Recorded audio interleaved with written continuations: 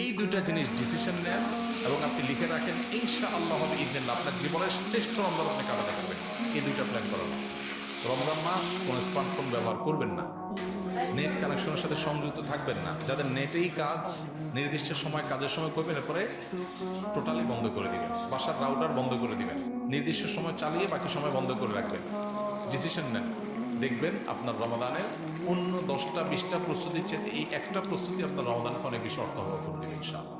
দ্বিতীয়ত, রমজান মাসে আনহেলদি, অস্বাস্থ্যকর এবং আমাদের জন্য ক্ষতিকর এবং অপ্রয়োজনীয় অতিরিক্ত খাবার গ্রহণ করা থেকে রমজানে বিরত থাকে। দুইটা জিনিস, এই দুইটা জিনিস যদি সঠিকভাবে করেন, আমার বিশ্বাস আপনার রমাদানকে আপনি অনেক সুন্দরভাবে কাটাতে পারবেন। ইবাদত বন্দেগীতে আপনি স্বাদ পাবেন, তৃপ্তি পাবেন, স্পিরিচুয়াল যে আধ্যাত্মিক যে একটা প্রেরণা, শক্তি, এটা পাবেন। এই যে চোখের জেনা